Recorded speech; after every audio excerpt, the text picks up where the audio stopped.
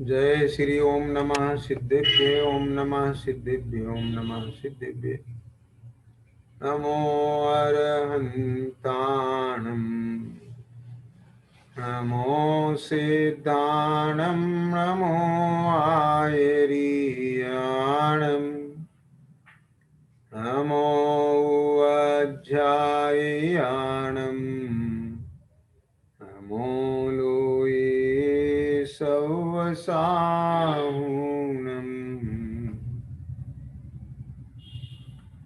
तीन भुवन में सार वीतराग विज्ञानता शिव स्वरूप शिवकार नमो त्रियोग समार के।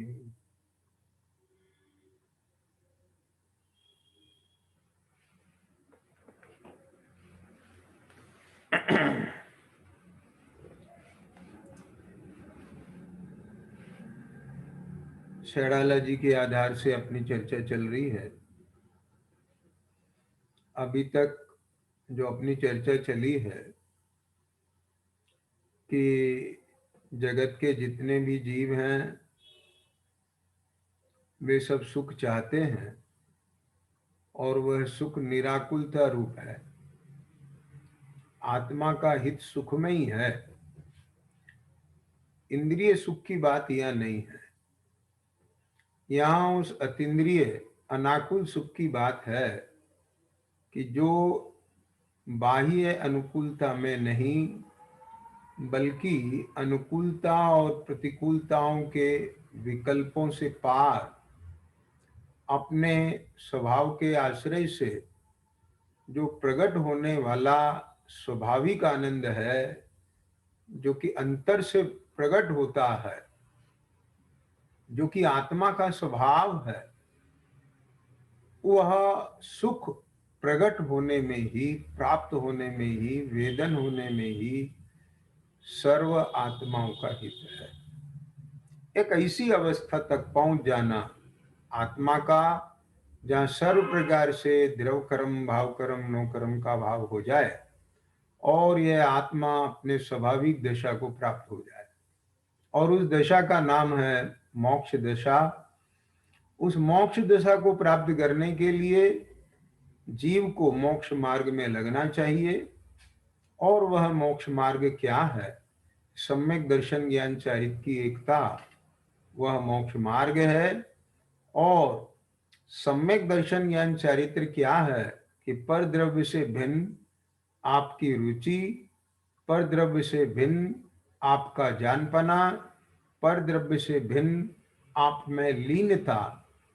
वास्तव में यह रत्नात्रय की एकता ही मोक्ष का मार्ग है। और इस निश्चय मोक्ष मार्ग तक पहुंचने के लिए जो पूर्वचर व्यवहार रूप, जिसको हम व्यवहार सम्यक ज्ञान चारित्र का नाम देते हैं, तो उसमें व्यवहार सम्यक की चर्चा ये चल रही है। वो व्यवहार सम्यक में क्या बात आई कि जब जिन पर द्रव्यों से भिन्न आप तक पहुंचना है, तो आखिर वे पर द्रव्य है क्या? बहुत सारे द्रव्य भाव हैं, उनमें से आपको पकड़ना है। तो आप है, उसे क्या पकड़ना? अरे आप तो आप है, लेकिन उसने आपकी कल्पना पर में कर रखी है, किसी अन्य द्रव्य में कर रखी है। ख्याल में आया? इसे ना तो स्वयं के स्वरूप का पता है, न पर के स्वरूप का पता है। तो उसके लिए पहले यह जीव अजीव आश्रव बंध संवर निर्जरा मोक्ष, इस सात तत्व का स्वरूप जाने, क्योंकि ये प्रयोजनभूत तत्व है। जिसे सुखी होना है वो कौन है? कि वो जीव है। यदि स्वयं को नहीं जानेगा तो दुख किसका दूर करेगा? पर को आपा मानेगा तो दुख अपना कैसे दूर होगा? इसलिए आपा पर का भेद ज्ञान होना ही चाहिए। और जब दुख है तो दुख का कारण कोई होना ही चाहिए, इसलिए आश्रय बंध का स्वरूप जानना। तो सुखी होना है तो सुखी होने का उपाय भी होना ही चाहिए, इसलिए संवर निर्जरा को जानना चाहिए और पूर्ण सुखरूप मोक्ष को जानना चाहिए। ऐसे प्रयोजन भूत जीव 7 तत्व हैं, उनका सम्यक अभिप्राय श्रद्धान में आए, इसकी मान्यता में आए, इसके विश्वास में आए कि हाँ ऐसा ही है, तब वहां से यह फिर जब विश्वास होगा यही तो है, तो फिर जो मान रहा था वो छूट जाएगा और तब वह परद्रव्य से भिन्न अपनी रुचि करेगा, तब फिर परद्रव्य से भिन्न अपने को अपने रूप जानेगा और तभी वह परद्रव्य से भिन्न आप में लीन होगा। इसी श्रृंखला में फिर बात आती है आखिर वे जीवादि 7 तत्व क्या है, तो उसमें जीव तत्व की बात चल रही है कि जीव को 3 प्रकार से यहां पर दौलत राम जी ने बताया, जो चर्चा कल प्रारंभ की थी। हाँ, बहिरातम अंतर्यातम पर मातम जीव त्रिधा है। ये 3 प्रकार के जीव हैं इस जगत। एक तो वो जो देह जीव को एक गिने, उन्हें बहिरात्मा के खाते में डाल दिया। दूसरे अंतरात्मा, वो कौन है? उत्तम मध्यम जगन त्रिविध के अंतर आत्म ज्ञानी, द्विविध संग बिन शुद्ध उपयोगी, मुनि उत्तम निज ध्यानी। ऐसे वो अंतरात्मा, उसके भी 3 भेद किए। हालांकि कल बहिरात्मा के भी मैंने 3 भेदों की चर्चा की थी। हाँ, जो पहले गुण स्थान वर्ती है वो उत्कृष्ट बहिरात्मा है, दूसरे गुण स्थान के जीव है वो मध्यम बहिरात्मा है, तीसरे गुण स्थान के जीव हैं वो जगन्य बहिरात्मा है, और चौथे गुण स्थान से ऊपर के जीव, चौथे से सब अंतरात्मा। अब इस अंतरात्मा में भी 3 भेद किए भैया, देखो यहाँ ख्याल में आ गया ना। क्या कहते हैं? उत्तम मध्यम जघन त्रिविध के अंतर आत्म ज्ञानी। हाँ, ख्याल में आ गया। क्या कहते हैं? तो जघन कौन है इसमें? अविरत सम्यक दृष्टि। इसकी चर्चा 5वें छंद में आई है। मध्यम अंतर आत्म है जे, देश व्रती अनगारी, जगन कहे अविरत समदृष्टि, तीनों शिव मगचारी। तो 3 भेद अंतरात्मा के, उत्तम, मध्यम और जगन। तो जगन से ऊपर चलते हैं। तो जगन कौन है? अविरत सम्यक दृष्टि। जितने भी अविरत सम्यक दृष्टि हैं वो जघन्य अंतरात्मा है। ख्याल में आ गया कि साहब ये जघन्य अंतरात्मा अविरत सम्यक दृष्टि है, अर्थात उनका कोई व्रत नहीं होता है। ख्याल में आ गया। व्रत नहीं होता है, इसका अर्थ यह नहीं समझना चाहिए कि उनकी प्रवृत्ति स्वच्छंद होती है। ख्याल में आ गई बात। कल बात की थी कि सर्वदेश पाप को छोड़ने की श्रद्धा हो गई जिसकी, संपूर्ण पाप को छोड़ने की जिसकी भावना है, क्या उसकी वृत्ति, उसकी प्रवृत्ति स्वच्छंद हो सकती है?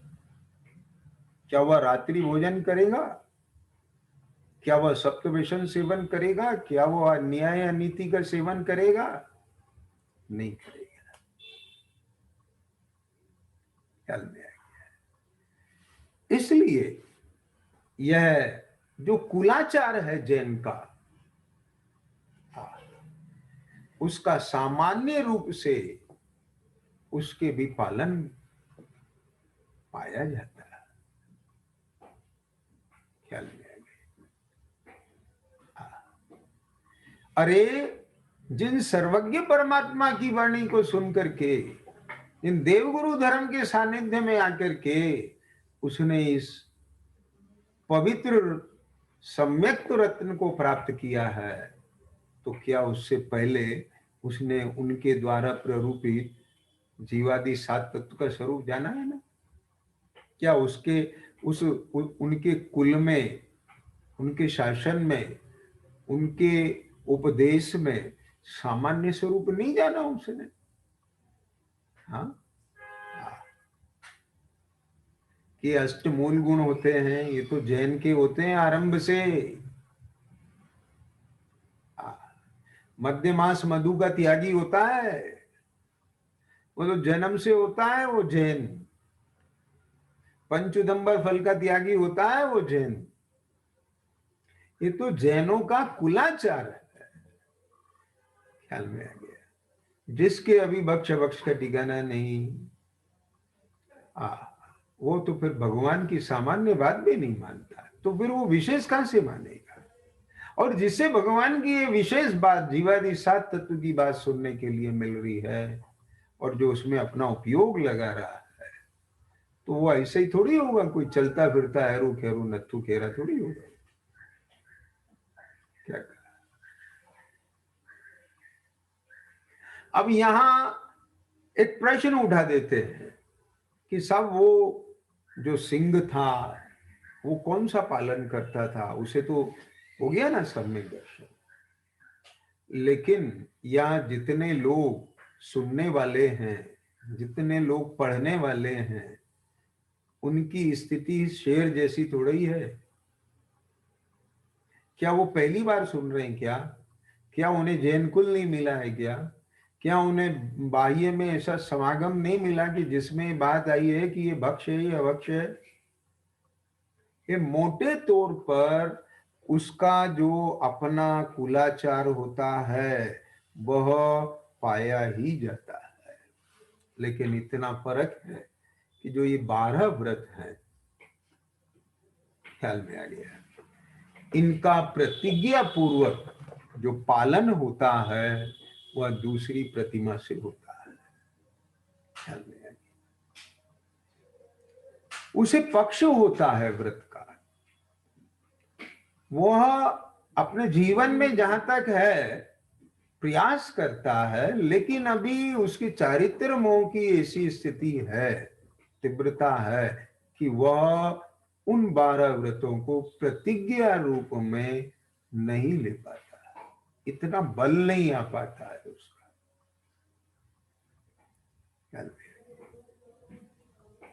ऐसा जो देव गुरु धर्म का श्रद्धानी, जीवादि सात तत्व का श्रद्धानी, आपा पर का भेद विज्ञानी, और पर से भिन्न अपना अनुभवी जीव, अपना स्वसंवेदन जिसे वर्तता है, जो उसे देहादि सब भिन्न भासते हैं, और जिसमें जिसमें उसका अपना एकत्व है, स्वामित्व है, बस पर द्रव्य से भिन्न आप में किसे शामिल किया उसने? केवल अपना चैतन्य, केवल अपना चैतन्य। क्या कहा? वहां आप में दूसरा शामिल नहीं है कोई। एक असाधारण चैतन्य भाव। अभी जो पर का मिलाप है साथ में, जो डाक है स्वर्ण में, जो डाक स्फटिक में जो डाक है, स्वर्ण में जो कीट कालीमा है, किट तो अलग हो गया, कालीमा है, वो निकलेगी क्रम से। अभी जो कषाय है, अभी जो कर्म है एक क्षेत्र रूप में, अभी उसके निमित्त से जो जीव की दशा है, अवस्था है, वो रहेगी। नारकी को भी नरक में रहते हुए सम्यक्तु होता है, तो वह नारकी कहीं नारकी से कुछ अन्य नहीं हो जाता। वहां उसकी दशा नारकी जैसी ही है। ख्याल में आ गई बात? क्योंकि उसके उस जाति के कर्म का उदय चल रहा है। कोई देव गति में सम्यक्त की प्राप्ति करता है तो उसकी अवस्था देव जैसी रहती है। कोई पशु पर्याय में सम्यक्त प्राप्त करता है तो उसकी अवस्था उस पशु की रहती है। मनुष्य पर्याय में सम्यक्त प्राप्त करता है तो मनुष्य की अवस्था उसकी वैसी रहती है। परिणाम का फर्क है। कुछ उसके ऐसा नहीं है कि पशु के सींग गायब हो जाते हो, वो पशु जैसा ना दिखता, वैसा नहीं है। वो तो जो नाम कर्म का उदय है वो वही रहेगा। समझ आ रही ना बात? केवल जो मिथ्यात्व संबंधी चीज है वो चली गई, मोह में से जो अलगाव हुआ है वो चला गया। उतने अंश में विकार गया है, अभी बाकी विकार पूरा है। ख्याल में आए? हाँ, दर्शन मोह गया है, अनंतानुबंधी चौकड़ी गई है, लेकिन अभी शेष 3 चौकड़ी तो बाकी है। क्या उसको कषाय होती नहीं दिखाई देगी? क्या क्रोधमान होता हुआ नहीं दिखाई देगा? उसको देगा, लेकिन उसके क्रोध की जाति वो अनंतानुबंधी जैसी नहीं होगी। ये जाति के परिणाम नहीं आएंगे उसको, लेकिन उसको प्रत्याख्यान और प्रत्याख्यान ये चलेगा अभी उसको। ख्याल में आएगा? ये अभी क्रम से जाएगा, आई समझ में? लेकिन उनका उदय आने पर, उस उदय में तद्रूप प्रवृत्ति करने पर उसे कहीं अपने स्वरूप में शंका नहीं होती। क्या बोला? उसे अपने स्वरूप में शंका नहीं आती है। क्यों? क्योंकि उसने अपना वह चैतन्य चमत्कार ऐसे नहीं कि किसी के कहने से मान लिया, उसने आगम से, युक्ति से, स्वानुभव से प्रमाण किया। ऐसे नहीं, मैंने इसीलिए आपको कहा बहुत पहले, मैं वजन देता हूं, खूब अच्छे से देखो, खूब अच्छे से देखो। इन वर्तते हुए भावों के बीच, क्या कहा? इन वर्तते हुए भावों के बीच जो सदा काल एक रूप रहने वाला स्थायी भाव है वो देखना है आपको। क्या कहा? तो भाई किसी भी अवस्था में, किसी भी दशा में, वहां जिसमें तूने अहम किया है, जिस चैतन्य तत्व में अहम किया है, जो परद्रव्य से भिन्न आपको जाना है, वहां देख लेना टटोल के कि वो गायब हो जाता है क्या? क्या बोला? चाहे शुभोपयोग हो चाहे अशुभोपयोग, शुद्धोपयोग, आत्मा उपयोग स्वरूप है, उपयोगवान है, उपयोग उसका लक्षण है। उपयोग बिना जीव है नहीं। अरे निगोद की अवस्था में भी उस जीव का लक्षण उपयोग है, उपयोगो लक्षणम। भले ही वहां क्षयोपम बहुत किंचित है, लेकिन है, जड़ हो जाएगा नहीं वो। क्या कहा? वहां भी चेतता है वो। क्या कहा? समझ आ गया? जीव है। तो कोई उपयोग हो, वो उपयोग के काल में जो चैतन्य तत्व है वो सदा मौजूद है। बहुत तेज गुस्सा आ रहा है, बहुत तेज गुस्सा। तो वहां है कि नहीं मौजूद? वो गुस्सा दीवार में हो रहा है, वो गुस्सा इस शरीर में हो रहा है। क्या उस गुस्से का अनुभव मुझे नहीं हो रहा है? कौन जानना? समझ आ गया? जब क्रोध नहीं था तब मैं नहीं था, मैं ही था। और अब क्रोध है, अब मैं नहीं हूं, मैं हूं। ख्याल में आ गई बात? जब क्रोध रूप परिणाम नहीं थे तो अन्य परिणाम अनुभव में आ रहा था। वेदन अपने परिणाम का होता है। अब क्रोध रूप परिणाम है तो उसका वेदन आ रहा है। पर किसे? क्रोध को, ये जीव को। ध्यान देना, पंचास्तिकाय ग्रंथ में क्या बोला है? बड़ी सुंदर चर्चा है। हाँ, कि कर्म अपने परिणाम का करता है, जीव के परिणाम का करता नहीं है। क्या बोला है? जीव अपने परिणाम का करता है, कर्म के परिणाम का करता नहीं है। लेकिन इन दोनों में भोक्ता जीव है, कर्म भोक्ता नहीं है। बहुत बढ़िया न्याय है। ख्याल में आइए। हाँ, फिर वहां प्रश्न उठा, ऐसा क्यों? कि बोले जीव चेतक है, कर्म तो जड़ है। क्या कहा? वो भोग कैसे करेगा? ख्याल में आएंगे बात? वेदन किस में होगा? जड़ में वेदन होता ही नहीं है। जहां वेदन है वहां जीव है। आई बात ख्याल में कि नहीं आई? तो कोई भी विषय का उदय है,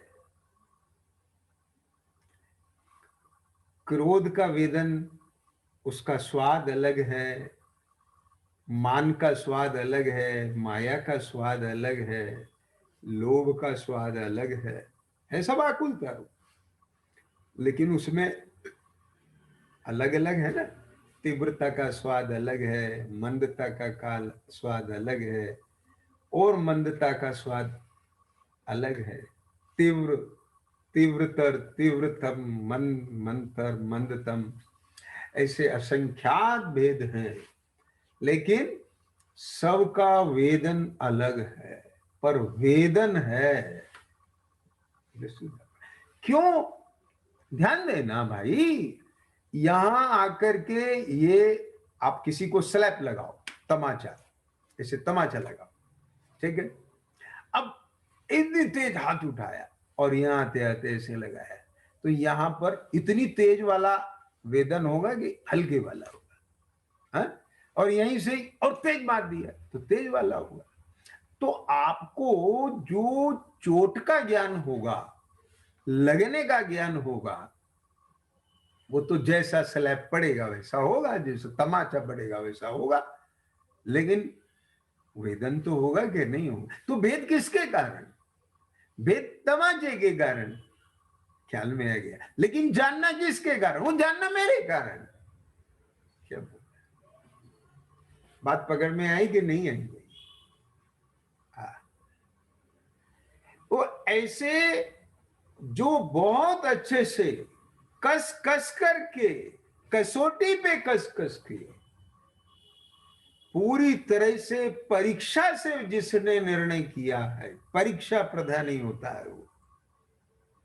समझ गए ना? दाएं बाएं, आगे पीछे, ऊपर नीचे, अंदर बाहर, पूरा टटोल लिया है जिसने इस जीव पने को, जीव तत्व को, उसके स्वरूप को, द्रव्य से, गुण से, पर्याय से, उत्पाद में, वय में, ध्रुवता में। समझ में आ रहा है कि नहीं? क्या कहते हैं?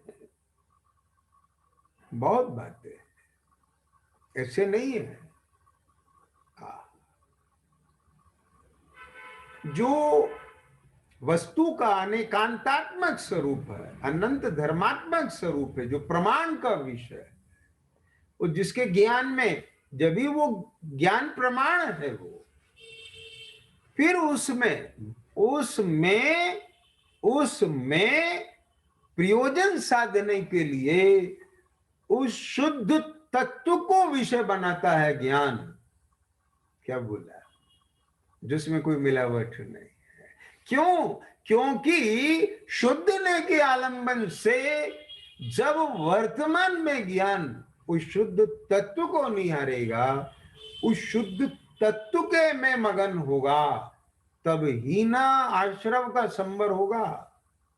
यदि अपने आप को वह मिला हुआ देखेगा, मिला हुआ, कहां से मिला हुआ, कर्मों से मिला हुआ देखेगा, तो शुभ शुभ हुए बिना नहीं रहेगा। क्या बोलो, क्या समझ में है? हाँ हाँ, लेकिन इसने सारा कुछ जान लिया, नक्की कर लिया, वो जीव है सम्यक्ति। अभी अभी केवल और केवल श्रद्धा से जाके देखें तो कोई फर्क नहीं है। क्या ज्ञान से देखें तो सम्यक है उसका मति शुद्ध ज्ञान। उसके सम्यक मति शुद्ध ज्ञान में और व्रति के शुद्ध मति शुद्ध ज्ञान में कोई फर्क नहीं है। उसका भी सम्यक मति शुद्ध ज्ञान है, उसका भी सम्यक मति शुद्ध ज्ञान है। क्या फर्क है तो कहां है? फर्क है तो चारित्र गुण में फर्क है, और वह फर्क क्रम से जाता है, क्रम से ही जाता है, ऐसा नहीं। कोई जीव पहले गुण स्थान से सीधे सातवें में जा सकता है, बशर्ते कि बार में महाव्रत का उसके जीवन में पालन हो। क्या कहा? कोई जीव पहले गुण स्थान से सीधे पांचवें में जा सकता है, भले बशर्ते कि उसके जीवन में अनुव्रत हो। ख्याल में आ गई? अव्रति के नहीं जाएगा सीधे पांचवें में, ये ध्यान रखना है। जिसके पहले से अव्रत दशा है उसके पहले गुण स्थान से सीधा पांचवा नहीं होगा। क्या?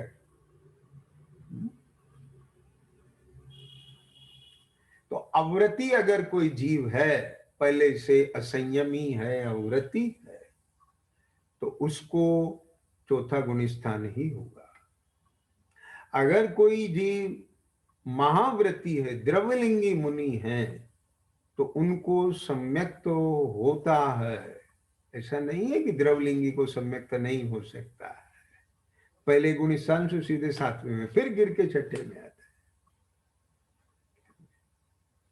क्या गजब है स्थिति। हाँ?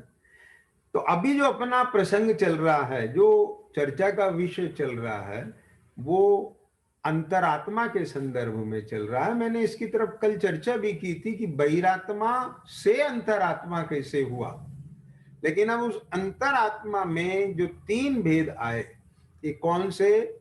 उत्तम, मध्यम, जघन। तो जघन कौन है अंतरात्मा? कि जघन कहें अविरत समदृष्टि।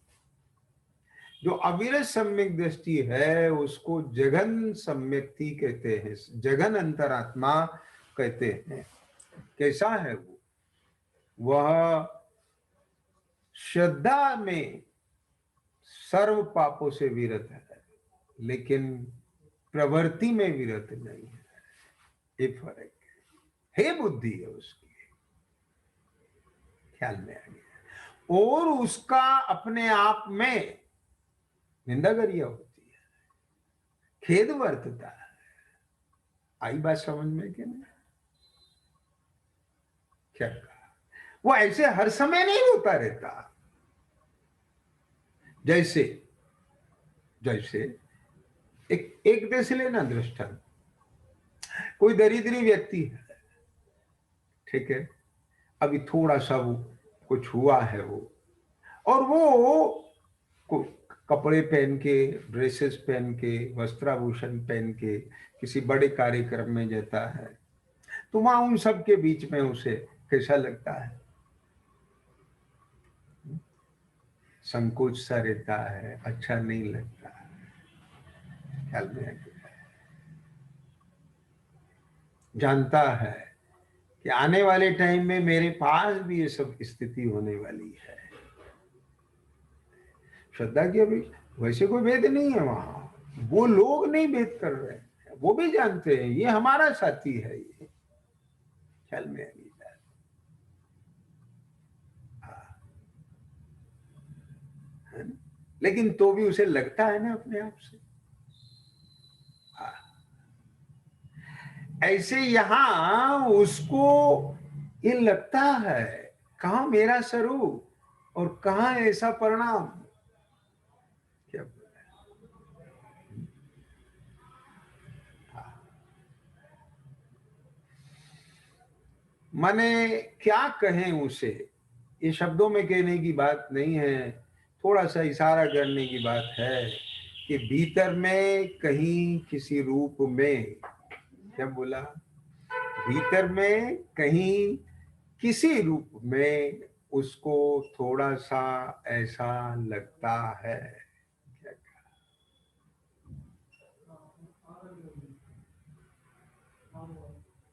ख्याल में आ गई बात? नहीं है। हाँ, चलो शुरू करो। ख्याल में आ गई बात। हाँ, थोड़ा सा लगता है। हाँ हाँ हाँ,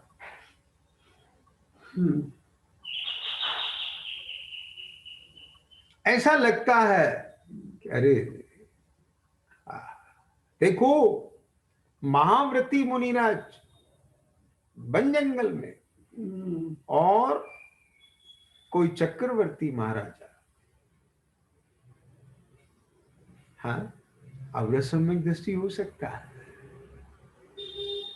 ठीक है, और वो वहां अवरत सम्यक दृष्टि चक्रवर्ती हो सकता है और मिथ्या दृष्टि भी चक्रवर्ती हो सकता है। अच्छा, ख्याल में आया? हाँ, सुगम चक्रवर्ती गया है ना नरक में, गया है कि नहीं गया है? तो अब वो जो सम्यक दृष्टि है चक्रवर्ती है, अब वो वहां महाव्रती जो मुनिराज हैं वन जंगल में, उनके दर्शन करते ही साष्टांग नमस्कार करता है, धूल में लौट जाता है, धूल में लौट जाता है, धूल में लौट जाता है, ऐसे लौट जाता है। प्रभु, आपके इस रत्नत्रय के सामने ये 14 रत्न फीके हैं, मुझे संकोच होता है, लज्जा आती है मुझे। हाँ, ख्याल में आ गई, अपने आप को कितना निंदनीय महसूस करता है। ख्याल में आ गई बात? ये भी एक एक निगाह है उसकी, लेकिन एक निगाह ये भी है वहीं द्रव्य दृष्टि की, अपने तत्व की, कि अपने उस परम चैतन्य पदार्थ से उत्कृष्ट उसे कोई नहीं लगता। चिन मूरत दृगधारी की मोए रीत लगत है अटापटी, कोई अलग स्थिति होती है, उसको नहीं समझ पाएगा कोई। ख्याल में है? जैसे एक रेडियो होता है ना आपका, अब उसमें बहुत सारे स्टेशन हैं, तो अब वो सुई कहाँ किस स्टेशन से टच है, वहां से गाना बजता है, गीत बजता है, कई समाचार बजते हैं। ख्याल में आ गई बात? तो यहां उसका एक एक कथन वो नए है। क्या बोला? क्यों? क्योंकि वहां पूरी वस्तु, पूरा धर्म, पूरा वस्तु स्वरूप है उसका सम्यक पने। ख्याल में आ गई बात? हाँ, वो जीव ऐसा समकिति अभिग्रस्त दशा में है, लेकिन दशाग्रस्त की है, पर दृष्टि भगवान की है। क्या कहा? वह जो अंतर में यह जो अनादिनाथ परम पारणामिक अपना चैतन्य भाव है, वो श्रद्धा में आ गया, ये मेरा स्वरूप ख्याल में आ गई। हाँ, कि नहीं है मेरा स्वरूप, नहीं है मेरा स्वरूप, इसका अर्थ ये नहीं है कि उसको ये जो अशुद्ध पर्याय हैं इसके प्रति बिल्कुल स्वच्छंदता हो, नहीं है कतई। क्यों? क्योंकि जो अपना स्वभाव है वो परम शुद्ध है, लेकिन वह श्रद्धा का विषय बना है, ज्ञान का विषय बना है, वहां उसने उसमें अपनापन स्थापित किया है, लेकिन वर्तमान प्रवृत्ति में खड़ा कहां, वेदन किसका है? ख्याल में आया कि नहीं आया? अरे वो कर्म के उदय चले और उससे भिन्न पढ़ करके अपने स्वरूप में गुप्त रहे तो कर्म का उदय भाग जाएगा वहां से, लेकिन उतनी पावर नहीं आ पाती। ख्याल में आ गई? इसीलिए उसको कहते हैं अविरति। ख्याल में आ गई? चारित्र मोहनी के तीव्र उदय के कारण से, ख्याल में आ गया, वह खड़ा नहीं रह पाता है। बस ऐसी पर्यायगत योग्यता वाला जीव, ख्याल में आया, वो कहलाता है जघन्य अवरस सम्यक दृष्टि, जघन्य अंतर आत्मा। ख्याल में आ गई बात? हाँ। देख, अब यहां से आगे बढ़ते हैं तो मध्यम अंतरात्मा दूसरी प्रतिमा से और 11वीं प्रतिमा तक के जो जितने भी होते हैं वो सब मध्यम अंतरात्मा कहलाते हैं। ठीक है। अब यहाँ पर जब वह चारित्र मोह ढीला पड़ता है तब वह इन व्रतों को अंगीकार करता है। 5 अणुव्रत, 3 गुण व्रत, 4 शिक्षा व्रत, ये 12 व्रत हैं।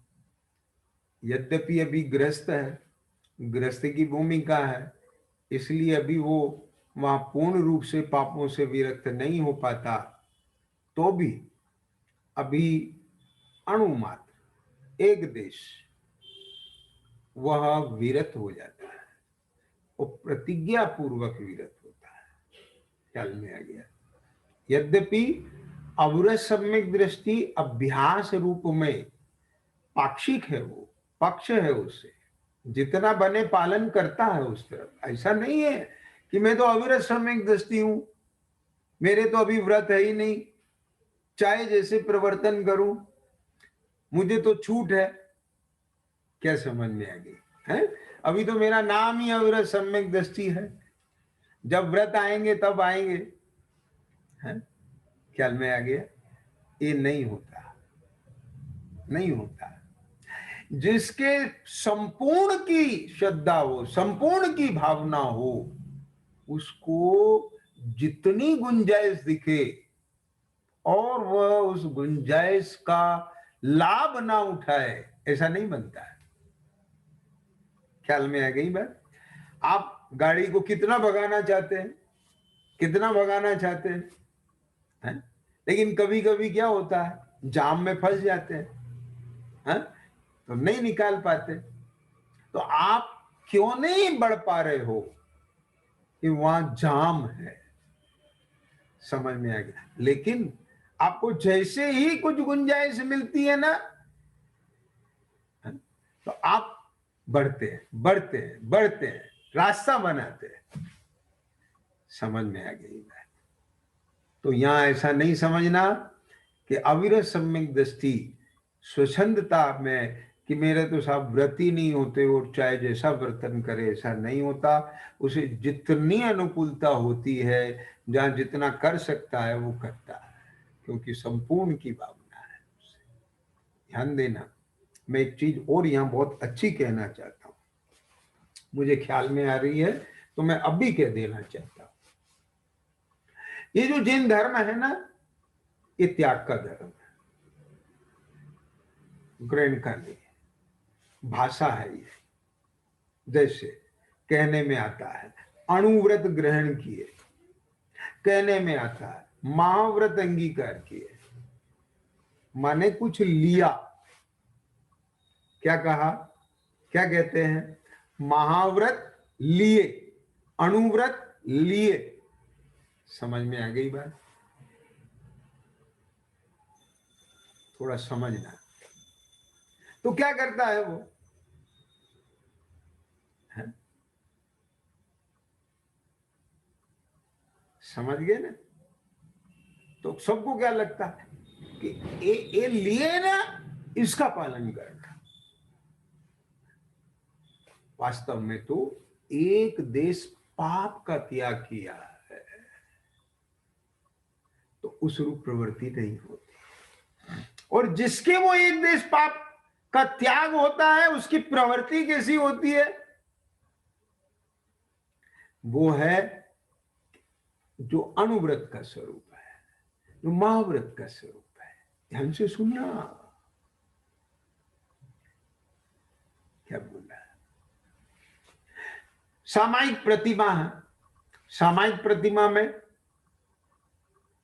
सामायिक करने का नियम लिया है, लेकिन सच बात यह है कि सामायिक नहीं करना, एक जो ये दोष था, एक जो ये प्रमाद था, उसका त्याग किया है। आई समझने के लिए?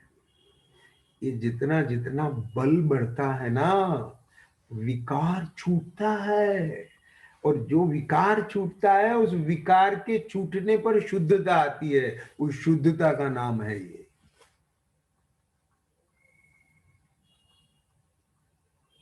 बात समझ रहे? क्यों कि श्रद्धा और ज्ञान में तो पूरा है ना स्वरूप, मैं रहूं आप में, ये है।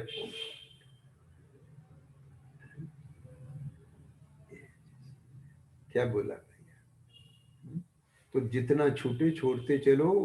जैसे किसी का कर्जा होता है ना माथे पर, जितना चुकता है चुका दो, क्योंकि सारा चुकाना है। क्या बात पकड़ में आ रही है कि नहीं आ रही है? तो अविरत सम्यक दृष्टि ऐसा नहीं है कि अभी तो साफ देखो मेरी अव्रत की भूमिका है, मैं व्रती तो कहलाऊंगा नहीं, पंचम गुण स्थान मेरा होगा नहीं। क्या समझ में आ गया? इसलिए चौथे गुण स्थान के भी बहुत भेद हैं। समझ में आया? बहुत भेद है। किसी की विशुद्धता कम है, किसी की ज्यादा है, उसमें भी बहुत भेद है। जैसे एक कक्षा में भी बहुत लेवल के बच्चे होते कि नहीं होते? इसलिए जितनी निवृत्ति, जितना अंदर से मंदता बनती जाए, संपूर्ण की भावना, ये जिसकी मेंटेलिटी अभी ऐसी है उसको तो फिर समझ लो कि सम्यक स्वरूप ही नहीं है वहां। क्या हमको तो सब चलता है, सब चलता है। क्यों? अभी तो बोले हमारी अवृत है। ये क्या है? ये क्या है? ये नहीं है, अच्छी बात नहीं है। बात समझिए ना? कपड़ा गंदा है, धुलना है, इसका मतलब उसको और चाहे जितना कीचड़ लपेट लो। ख्याल में आ गया कि नहीं यार? ये थोड़े मतलब। तो ये भी मैंने थोड़ा सा ये चर्चा स्पष्ट की है इसमें। ख्याल में आ गया ना? कि उसको बहुत पक्ष होता है इसका अपना, और उसको भावना संपूर्ण की होती है। ख्याल में आ गया? इसलिए जितना बने वो करता है, परंतु उसको उसमें दृढ़ नहीं हो पाता है, वो दृढ़ता पूर्वक व्रत अंगीकार नहीं कर पाता है, इसलिए अव्रति नाम पाता है। लेकिन अव्रति होने का अर्थ ये नहीं है कि वो उसको कोई भी उसका आचार ऐसा स्वच्छंद हो, ऐसा अव्रति भी नहीं होता है। ठीक? अब मैं नीचे से ऊपर चल रहा हूं, हालांकि पहले उत्तम मध्यम जघन है ना, लेकिन मैं ऐसे चल रहा हूं क्योंकि हमें ऐसे बढ़ना है ना। तो अब यहां पर अगर हम 312 पृष्ठ से आपको लिंक जुड़वाएं, 312 पृष्ठ 9वें अधिकार में, वहां क्या बात आई थी? सम्यक तो होने पर श्रद्धांत तो यह हुआ कि मैं आत्मा हूं, बराबर। बस ये होते ही अंतरात्मा, मुझे राग आदि नहीं करना। श्रद्धांत तो ये हो गया। राग आदि नहीं करना का मतलब क्या है? देखो उस समय शायद ये स्पष्टीकरण नहीं आया। अभी देखो इस समय योग्यता से आ रहा है, मैं आपको अब अभी साझा करना चाह रहा हूं, अभी ख्याल में आ रहा है शब्द भाव तो है, ख्याल में हर समय होता है, लेकिन शब्द मिल रहे हैं तो मैं उन शब्दों को आपको साझा कर रहा हूं। क्या? कि मैं आत्मा हूं, मुझे रागादि नहीं करना। अब इसका अर्थ क्या निकालते हैं लोग? रागादि नहीं करना, मैंने बोला है भाषा को पकड़ोगे तो मात खा जाओगे। आपको हर चीज के पीछे का आशय देखना पड़ेगा। क्या कहा? सिद्धांत तो ये हुआ कि मैं आत्मा हूं, मुझे राग आदि नहीं करना। तू क्या करना? ये है, दिस इज द। क्या बोला? राग आदि नहीं करना, राग आदि नहीं करना। तो क्या करना? मैं रहूं आप में, आप में। मेरा जो ज्ञाता दृष्टा भाव है, मुझे उसी में ही जीवन जीना, यही मेरा स्वरूप है। आई बात ख्याल में गया नहीं? परंतु परंतु अब कर्म के बल जोरी से स्थिर नहीं रह पाता। अब पकड़ में आएगी आपको बात। अब किसी की पावर ज्यादा होती है, वो कोई ज्यादा स्थिर रह पाता है, कोई कम रह पाता है, कोई नहीं रह पाता है। अब समझिए बात। तो फिर क्या करता है? अपनी ताकत बढ़ाने के लिए, उसकी ताकत घटाने के लिए धर्म साधना दिख में प्रवर्तता है। आप पढ़ लेना 312, समझ गए? उससे क्या होता है? उससे चारित्र मोह का रस कमजोर पड़ता है। फिर धीरे धीरे व्रत आदि अंगीकार करने के भाव होते हैं, फिर उनको अंगीकार अभ्यास करता है। पंडित जी की शैली में ही कहें, प्रथम तत्व ज्ञान हो, परिचय आदि सहने की सामर्थ्य हो। मैं देखना, मुनि पद अंगीकार करने का ये क्रम है जिन मत में। तो उसकी तैयारी है ना पूरी की पूरी। देखो ये बात पहले आ गई, पहले द्रवलिंग होता है, बाद में भावलिंग होता है। पहले द्रव्य रूप से महाव्रत अंगीकार करना है, पहले द्रव्य रूप से अणुव्रत अंगीकार करना है, बाद में फिर गुण स्थान बढ़ता है। ठीक? तो जिसके वहां पहुंचना है, वहां पहुंचना है, तो ऐसे ही बैठे बैठे पहुंच जाएगा। समझ गए कि नहीं? जितना बनता है उतना बनाता है, नहीं बनता है तो संक्लेश नहीं करता है, खेत खिन्न नहीं होता है। लेकिन अपनी अतिक्रम जहां होता है, जहां प्रमाद होता है, उसकी निंदा गिरिया भी करता है। अब ये कोई हार्ड एंड फास्ट नहीं कह सकते, वो तो जो जिसके होता है वो एक्चुअल होता है, बस वो हुए बिना नहीं रहता है। ठीक है? बड़ी अलग अजब गजब दशा है। तो वो वहां जब धर्म साधन में परिवर्तिता है और इस प्रकार से परिवर्तिता है, तो उतना उतना उसके अंदर में लगता जाता है, अरे ये क्या चल रहा है, ये क्या चल रहा है, आई कैन डू इट। तो जितना जितना अंदर का रस बढ़ता है, उतना उतना विषयों से विरक्त होता है। समझ में आ गया? विषयों से विरक्त होता है, फिर धीरे धीरे व्रत आदि अंगीकार करने के भाव तो वो जो अव्रत संबंधी भाव है उनका त्याग करता है। भाषा इसकी है, क्योंकि वो दुखरूप लगने लगे, परिग्रह बोध लगने लगा, वो आसक्ति आकुलता रूप लगने लगी, वो उधर का उपयोग, वो कषाय की तीव्रता दुखरूप लगती है, उसको छोड़ना है। आई समझ में? तो जितना जितना उससे निवृत्त होता है उतना उतना इसका अंगीकार होता है। ये है वो बात, ख्याल में आ गया? तो अब यहां पर जो उसकी मध्यम दशा प्रारंभ होती है वह दूसरी प्रतिमा से प्रारंभ हो जाती है, और दूसरी प्रतिमा से प्रारंभ होकर के 11वीं प्रतिमा तक ये जो श्रावक दशा ग्रस्त में आता है ना, तो क्रम से उसकी बढ़ती जाती है। आरंभ त्याग छूटता है, फिर अनुमति, और फिर अनुदिश। तो अब उसके बाद फिर 11वीं प्रतिमा जब आ जाती है तो उसमें फिर भेद पड़ते हैं। एलक, पहले छुल्लक होते हैं, फिर वो चद्दर भी छूट जाती है, फिर लंगोट रह जाती है। तो इस प्रकार से वो सब हाँ अनुव्रत की दशा कहलाती है। और विशेष चर्चा कल करेंगे। सहजानंदी शुद्ध स्वरूपी अविनाशी मैं आत्म स्वरूप, सहजानंदी शुद्ध स्वरूपी अविनाशी में आत्मस्वरूप, सहजानंदी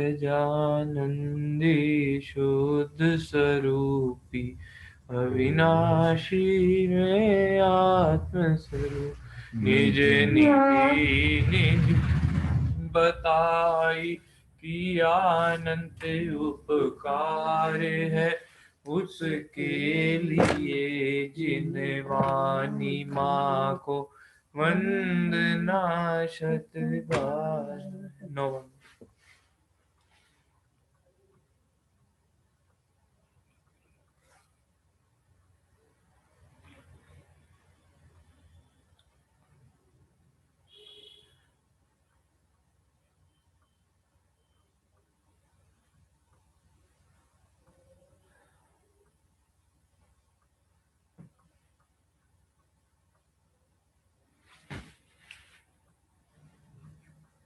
मोटा